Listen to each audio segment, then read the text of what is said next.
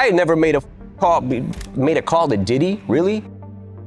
Diddy had connections everywhere.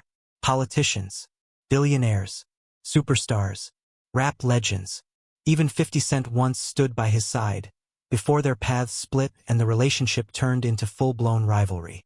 But across the entire music industry, there was one artist who kept his distance more than anyone else. One artist who wanted nothing to do with Diddy's world.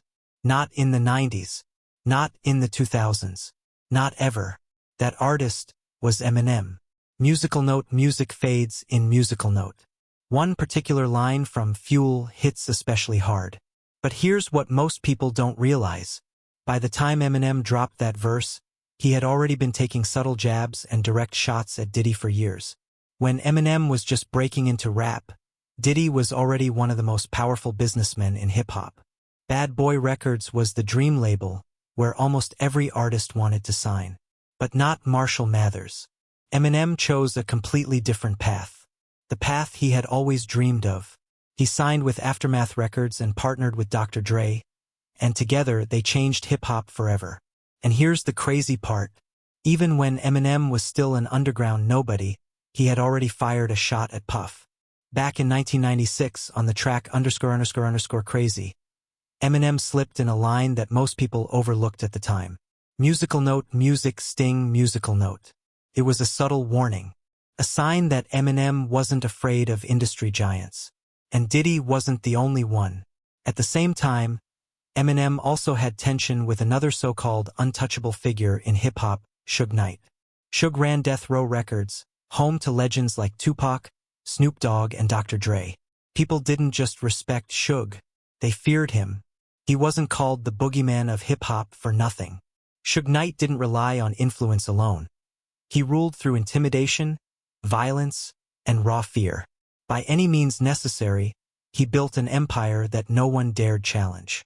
And yet, Eminem did. They was not scared of Suge Knight.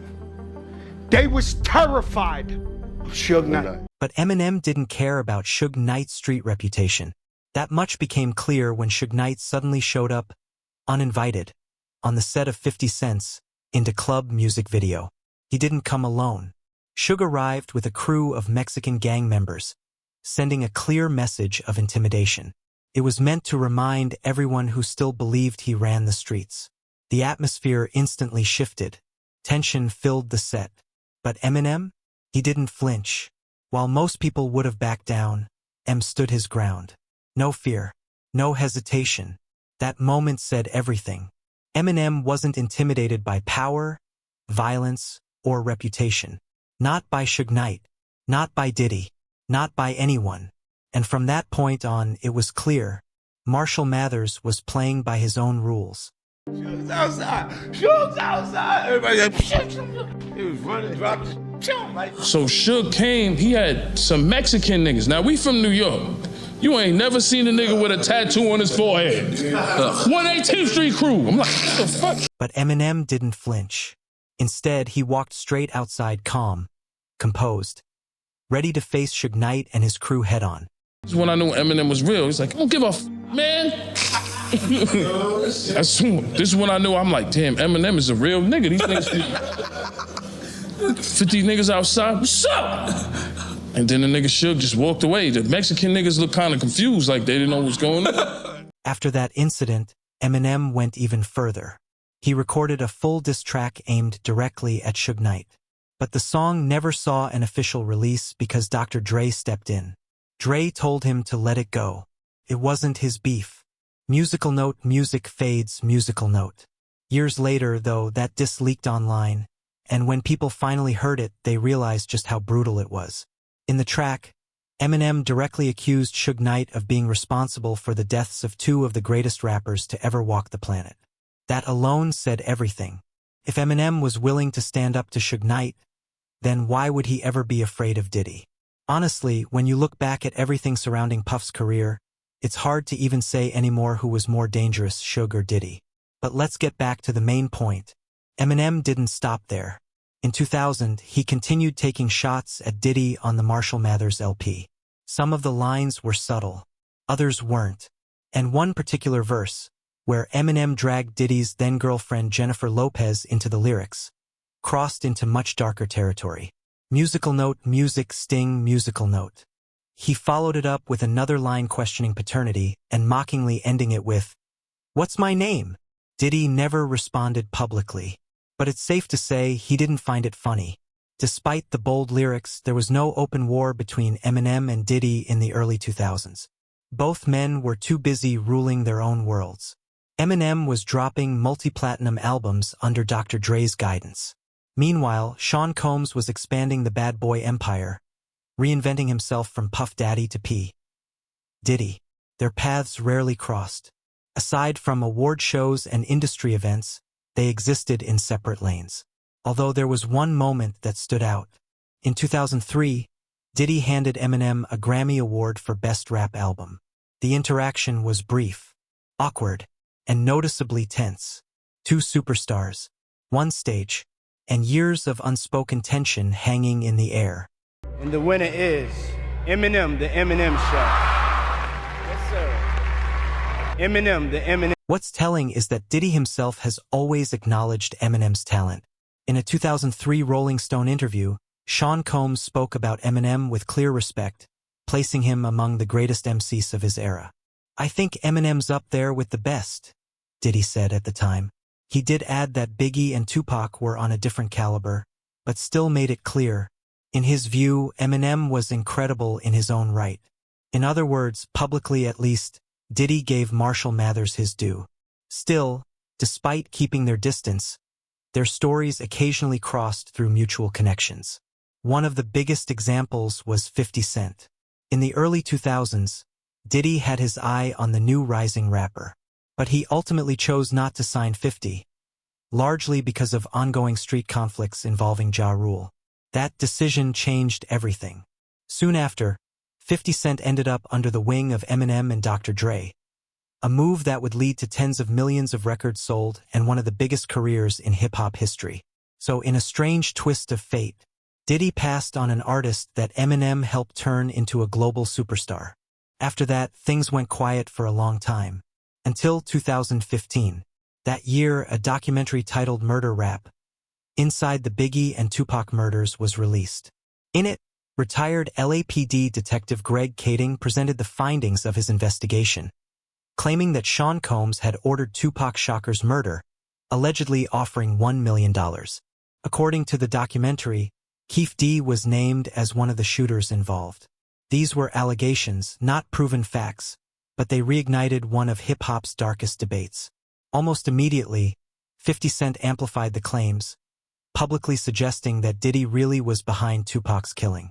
And once again, the old tension surrounding Puff Daddy resurfaced, pulling Eminem's long-standing distance into a much darker context.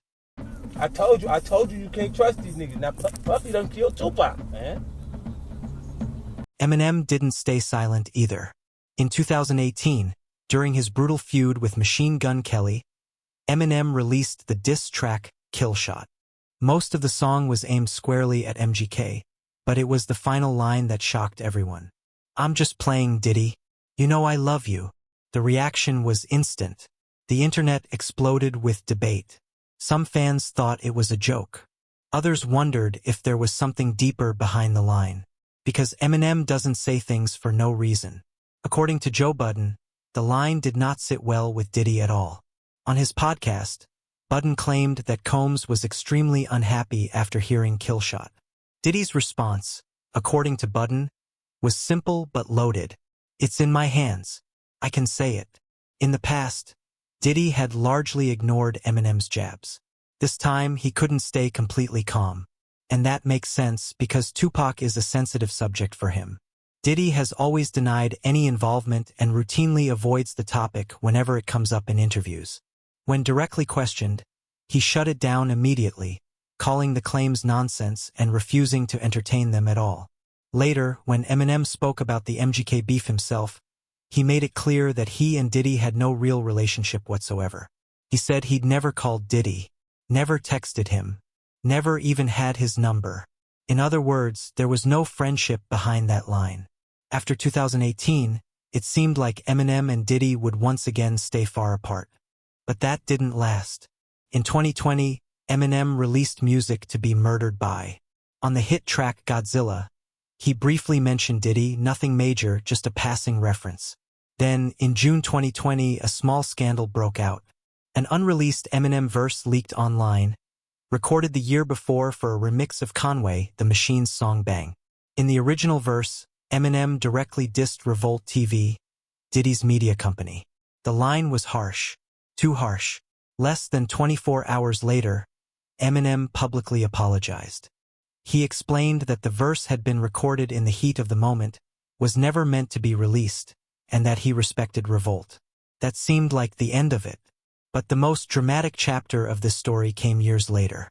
In late 2023, Diddy's life began to unravel. Multiple women filed serious accusations against him, including allegations of sexual assault and abuse. The most explosive lawsuit came from Cassie, his longtime former girlfriend, who described years of alleged violence, control, and mistreatment.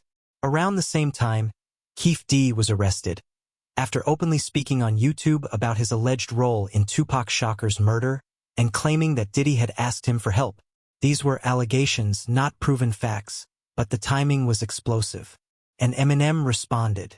In 2024, Eminem released The Death of Slim Shady, and this time, he went at Diddy harder than ever before. On the track, Bad One, he referenced the infamous Diddy parties, mocking the rumors and public image surrounding them. On Antichrist, he referenced the disturbing surveillance video showing Diddy physically assaulting Cassie, bringing one of the most uncomfortable moments in hip-hop history directly into his lyrics. But the harshest lines came from the track Fuel. Eminem used wordplay to blur the line between rapper and rapist, referenced sexual assault, and then delivered a chilling line. Rest in peace, Biggie and Pac. Both of y'all should be living, but I ain't trying to beef with him, 'cause he might put a hit on me like Keith D. In the remix of Fuel, Eminem doubled down, suggesting that Biggie's murder was a domino effect of Tupac's killing. At that point, there was no ambiguity left. After everything Eminem said on this album, it's clear, these two are not friends. Eminem has consistently stood by 50 Cent, and that alone means he'll never align himself with Diddy. And Diddy? He appears to be taking all of this seriously. After 50 Cent released his documentary, Diddy reportedly even sent him funeral flowers, which makes one thing clear. Eminem has never been afraid of anyone. Not Suge Knight, not Diddy, not the industry, and that's exactly why he's always stood alone. If you want to understand the full story, the next video to watch is Why Diddy is Accused of Ordering Tupac's Murder. Like the video, subscribe to the channel, and I'll see you in the next one.